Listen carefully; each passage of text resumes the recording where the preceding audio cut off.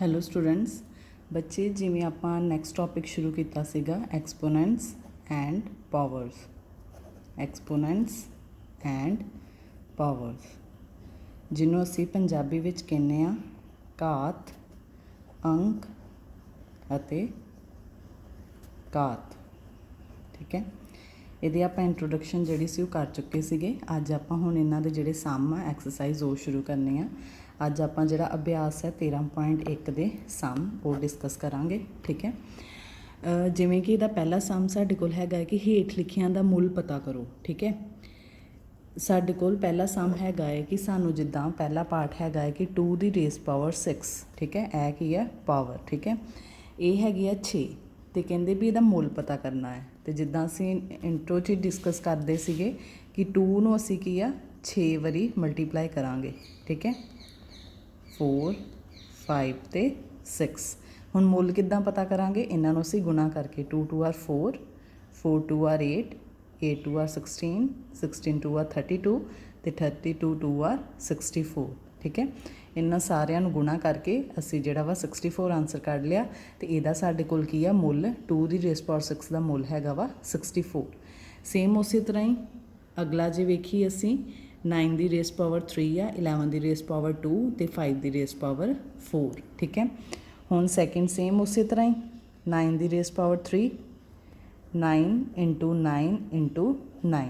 ਠੀਕ ਹੈ, 9 ਦੀ raise power 3, ਪਹਿਲਾਂ 9 ਨੂੰ 9 ਦੇ ਨਾਲ ਗੁਣਾ ਕਰਨਾ ਵਾ, ਜੋ ਆਨਸਰ ਆ ਜਾਏਗਾ ਉਹਨੂੰ ਮੁੜ ਕੇ ਜੋ ਆਨਸਰ ਆਇਆ 9 9 ਆਰ 81। ਠੀਕ ਹੈ, ਫਿਰ ਉਹਨੂੰ ਕੀ ਆ 9 ਦੇ ਨਾਲ ਗੁਣਾ ਕਰਨਾ ਵਾ। ਠੀਕ ਹੈ, ਅਤੇ ਜਦੋਂ 81 ਨੂੰ ਅਸੀਂ 9 ਨਾਲ ਗੁਣਾ ਕਰਾਂਗੇ ਤਾਂ ਸਾਡੇ ਕੋਲ ਆ ਜਾਏਗਾ। ਠੀਕ ਹੈ, 7 2 9। ਠੀਕ ਹੈ, 9 1 ਆਰ 9 ਅਤੇ 8 9 ਆਰ 72, 7 2 9 ਸਾਡਾ ਆਨਸਰ ਆ ਜਾਏਗਾ। ਇਹਦਾ ਥਰਡ ਅਤੇ ਫੋਰਥ ਪਾਰਟ ਜਿਹੜਾ ਵਾ ਤੁਸੀਂ ਖੁਦ ਕਰਨਾ ਵਾ। ਹੁਣ ਦੂਸਰਾ ਆ ਗਿਆ ਸਾਡੇ ਕੋਲ ਹੇਠ ਲਿਖਿਆਂ ਨੂੰ ਘਾਤ ਅੰਕੀ ਰੂਪ ਵਿੱਚ ਲਿਖਣਾ। ਪਹਿਲੇ ਵਿੱਚ ਕੀ ਸੀਗਾ? ਸਾਡੇ ਕੋਲ ਘਾਤ ਅੰਕੀ ਰੂਪ ਸੀਗਾ ਅਤੇ ਅਸੀਂ ਉਹਦੀ ਜਿਹੜੀ ਸੀ ਮੁੱਲ ਪਤਾ ਕੀਤਾ। ਹੁਣ ਸਾਡੇ ਕੋਲ ਗੁਣਾ ਦੀ ਫਾਰਮ 'ਚ ਆ ਗਿਆ ਵਾ ਅਤੇ ਅਸੀਂ ਹੁਣ ਕੀ ਆ ਘਾਤ ਅੰਕੀ ਉਹ ਪਹਿਲੇ ਵਾਲੀ ਦੀ ਫਾਰਮ 'ਚ ਲਿਖਣਾ ਵਾ। ਜਿੱਦਾਂ ਸੈਕਿੰਡ ਦਾ ਪਹਿਲਾ ਪਾਰਟ ਹੈਗਾ ਆ ਕਿ 6 ਗੁਣਾ 6 ਗੁਣਾ 6 ਗੁਣਾ 6।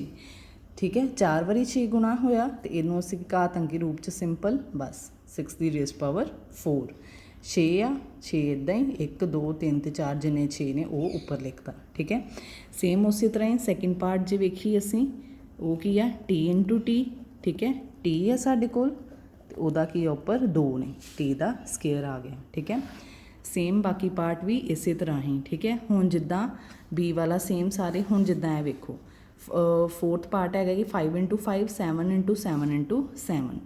ਫੋਰਥ ਪਾਰਟ ਸਾਡੇ ਕੋਲ ਹੈਗਾ ਕਿ 5 2 ਵਾਰ ਗੁਣਾ ਵਾ ਅਤੇ 7 ਜਿਹੜਾ ਵਾ 3 ਵਾਰ। ਠੀਕ ਹੈ, ਅਤੇ ਇਹਨੂੰ ਹੁਣ ਅਸੀਂ ਕਿੱਦਾਂ ਲਿਖ ਸਕਦੇ ਹਾਂ? 5 ਕੀ ਆ 2 ਵਾਰ ਗੁਣਾ ਮਲਟੀਪਲਾਈ 7 ਕੀ ਆ 3 ਵਾਰ। ਠੀਕ ਹੈ, ਇੱਦਾਂ ਲਿਖਣਾ। ਬਾਕੀ ਤੁਸੀਂ ਜਿਹੜੇ ਸਮ ਰਹਿ ਗਏ ਨੇ ਉਹ ਤੁਸੀਂ ਕਰਨੇ ਨੇ। ਤੀਸਰਾ ਹੈਗਾ ਹੈ ਕਿ ਹੇਠ ਲਿਖੀਆਂ ਸੰਖਿਆਵਾਂ ਨੂੰ ਘਾਤ ਅੰਕੀ ਸੰਕੇਤਨ ਵਿੱਚ ਲਿਖੋ। ਠੀਕ ਹੈ, ਇਹਨੂੰ ਅਸੀਂ ਕਿੱਦਾਂ ਲਿਖ ਸਕਦੇ ਹਾਂ ਘਾਤ ਅੰਕੀ? ਸੇਮ ਉਸੇ ਤਰ੍ਹਾਂ ਹੀ ਸਾਡੇ ਕੋਲ ਜਿੱਦਾਂ ਪਹਿਲਾ ਪਾਰਟ ਹੈਗਾ ਵਾ 5 1 2। ਠੀਕ ਹੈ, ਅਸੀਂ ਪਹਿਲਾਂ ਕੀ ਕਰਾਂਗੇ ਇਸ 5 1 2 ਦਾ ਐਲਸੀਅਮ ਲਵਾਂਗੇ। ਠੀਕ ਹੈ, 2 2 ਆਰ 4, 2 5 ਆਰ 10 ਅਤੇ 2 6 ਆਰ 12। ਫਿਰ 2 ਦੇ ਟੇਬਲ 'ਤੇ ਆਉਂਦੇ ਆ 2 1 ਆਰ 2, 2 2 ਆਰ 4, 2 8 ਆਰ 16। ਫਿਰ 2 ਦੇ ਟੇਬਲ 'ਤੇ ਆ ਜਾਏਗਾ 2 6 ਆਰ 12, 2 4 ਆਰ 8। ਠੀਕ ਹੈ, ਫਿਰ 2 ਦੇ 2 3 are 6, 2 2 are 4, 2 1 are 2, 2 6 are 12, 2 8 are 16, 2 4 are 8, 2 2 are ਅਤੇ 2 1 ਆਰ। ਠੀਕ ਹੈ, ਹੁਣ ਕਿੰਨੇ 2 ਹੋ ਗਏ ਸਾਡੇ ਕੋਲ? 1 2 3 4 5 6 7 8 ਅਤੇ 9। ਠੀਕ ਹੈ, ਸਾਡੇ ਕੋਲ 5 1 2 ਦਾ ਕਿੱਦਾਂ ਆ ਜਾਏਗਾ? 1 2 3 4 5 6 7 8 ਅਤੇ 9। 9 ਵਾਰ 2 ਨੂੰ ਗੁਣਾ ਕਰਾਂਗੇ ਤਾਂ ਸਾਡੇ ਕੋਲ 512 ਬਣਦਾ ਵਾ। ਠੀਕ ਹੈ, ਇਸ ਲਈ ਸਾਡਾ ਆਨਸਰ ਆ ਜਾਏਗਾ 2 ਦੀ ਰੇਜ਼ ਪਾਵਰ 9। ਠੀਕ ਹੈ, ਸੇਮ ਇਸੇ ਤਰ੍ਹਾਂ ਹੀ 3 4 3 ਅਤੇ 7 2 9 ਅਤੇ 3 1 2 5। ਇਹਨੂੰ ਵੀ ਸੇਮ ਪਹਿਲਾਂ ਆਪਾਂ ਐਲਸੀਅਮ ਲਵਾਂਗੇ ਅਤੇ ਫਿਰ ਇਹਨਾਂ ਨੂੰ ਸੇਮ ਐਜ਼ ਇਟ ਇਜ਼ ਹੀ ਅਸੀਂ ਸੋਲਵ ਕਰਾਂਗੇ। ਫੋਰਥ ਹੈਗਾ ਵਾ ਹੇਠ ਲਿਖਿਆਂ ਦੇ ਹਰ ਇੱਕ ਭਾਗ ਵਿੱਚ ਜਿੱਥੇ ਸੰਭਵ ਹੋਵੇ ਵੱਡੀ ਸੰਖਿਆ ਲੱਭੋ। ਹੁਣ ਅਸੀਂ ਇਹਨਾਂ ਵਿੱਚੋਂ ਕੀ ਆ ਵੱਡੀ ਸੰਖਿਆ ਲੱਭਣੀ ਆ। ਜਿੱਦਾਂ ਪਹਿਲਾ ਪਾਰਟ ਸਾਡੇ ਕੋਲ ਹੈਗਾ ਵਾ ਫੋਰਥ ਦਾ ਕੀ ਹੈ 4 ਦੀ ਰੇਸ ਪਾਵਰ 3 ਜਾਂ 3 ਦੀ ਰੇਸ ਪਾਵਰ 4। ਠੀਕ ਹੈ, ਅਸੀਂ ਇਹਨਾਂ ਨੂੰ ਸੋਲਵ ਕਰਕੇ ਵੇਖ ਲੈਂਦੇ ਹਾਂ। 4 ਦੀ ਰੇਸ ਪਾਵਰ 3, 4 4 ਆ 16 ਤੇ 16 4 ਆ 64।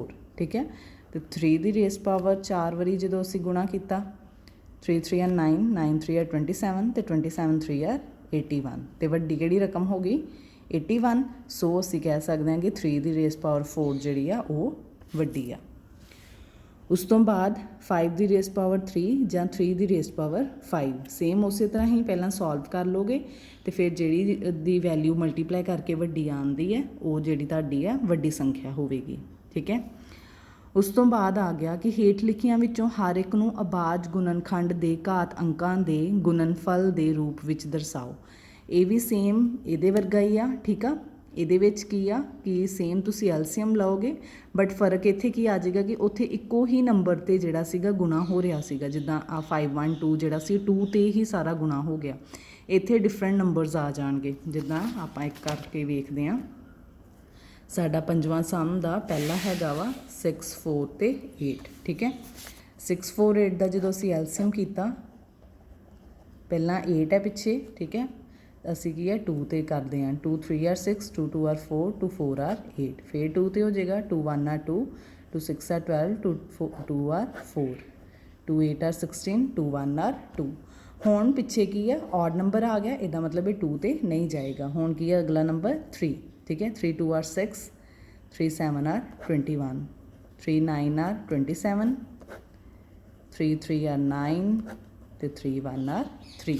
ਠੀਕ ਹੈ, ਹੁਣ ਇੱਥੇ ਕੀ ਆ ਗਿਆ ਸਾਡੇ ਕੋਲ 2 × 2 × 2, 3 × 3 × 3 × 3। ਠੀਕ ਹੈ, 2 ਕਿੰਨੇ ਨੇ 3 ਵਾਰ, ਸੋ ਅਸੀਂ ਇਹਨੂੰ ਲਿਖ ਸਕਦੇ ਹਾਂ 2 ਦੀ ਰੇਸ ਪਾਵਰ 3 ਤੇ 3 ਕਿੰਨੇ ਨੇ 4 ਵਾਰ, 3 ਦੀ ਰੇਸ ਪਾਵਰ 4। ਠੀਕ ਹੈ, 648 ਦਾ ਜਿਹੜਾ ਵਾ ਗੁਣਨ ਫਲ ਜਿਹੜਾ ਰੂਪ ਦੇ ਵਿੱਚ ਲਿਖਾਂਗੇ ਤੇ ਉਹ ਸਾਡੇ ਕੋਲ ਆ ਜਾਏਗੀ 2 ਦੀ ਰੇਸ ਪਾਵਰ 3 × 3 ਦੀ ਰੇਸ ਪਾਵਰ 4।